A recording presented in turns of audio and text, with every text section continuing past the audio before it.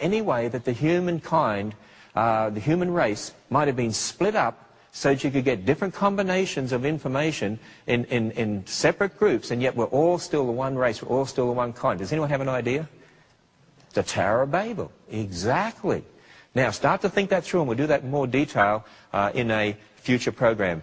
You know, it's very, very important to understand these things because, you see, when we start with the Bible and put on our biblical glasses, and we start with the Bible as a history book, because that's what I call the Bible, the history book of the universe. And when we put on our biblical glasses and look at the world, it makes a big difference if you consider that all human beings are related and we all go back to one man. Doesn't that make a big difference? Because that means we're all equal, doesn't it? But you see, if you believe in the evolutionary view, and you believe that one kind of animal changed into another, ape-like creatures turned into people, and therefore some humans were closer to apes than others, you could understand how people might look down on some particular people groups because they were considered, well, they're closer to the apes than others, and you could understand how racist attitudes could develop. And you know, that's exactly what's happened in our world. And we're going to talk about that too.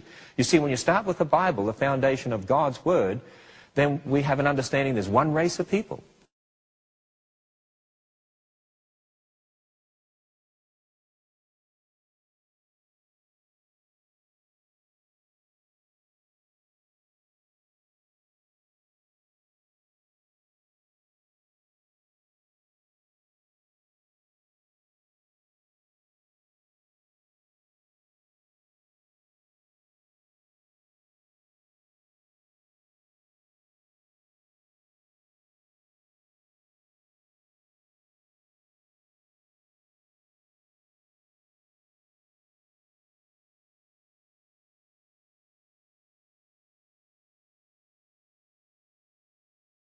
Just one race. We all go back to Adam and Eve. We understand those other things that we've talked about in the other programs. We understand the basis for right and wrong. We understand the difference between good and evil. We understand that marriage is one man for one woman for life and so on. But if you start from an evolutionary foundation, that man is just an animal, evolved over millions of years and so on, then there are different races of people.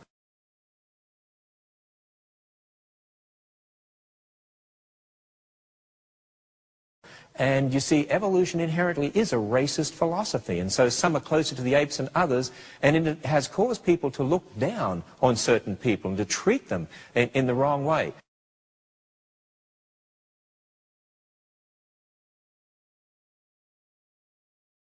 Now, by the way, I'm not saying that there was no racism before evolution. There have always been racist attitudes when people do not build their thinking on the Bible.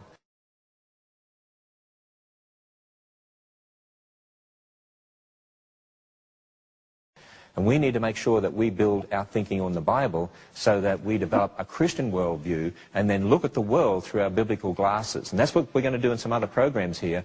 We're going to be looking at the world through our biblical glasses so that we have the right understanding of who we are, the right understanding of our fellow man. In fact, think about this. Think about the application. Why do we take the gospel message to tribes and nations all around the world?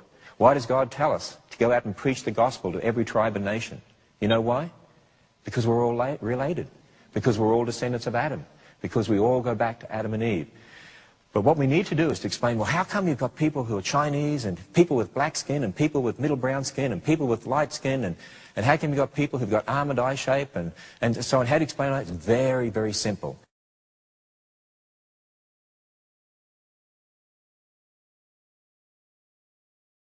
And we're going to do that in a future program. I'd really recommend to you a couple of books to understand this whole issue of natural selection.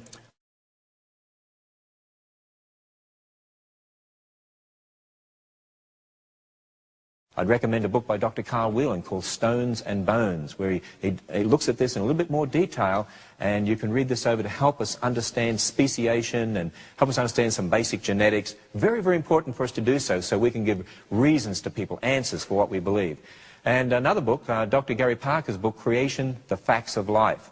He also deals with this issue of natural selection. He's a professor in biology, a professor at a Christian college, and he deals with biology from a creationist perspective. And he used to be an ardent evolutionist, so he knows how evolutionists think. And so he's able to explain these things to you so you can defend the Christian faith. Thank you very much.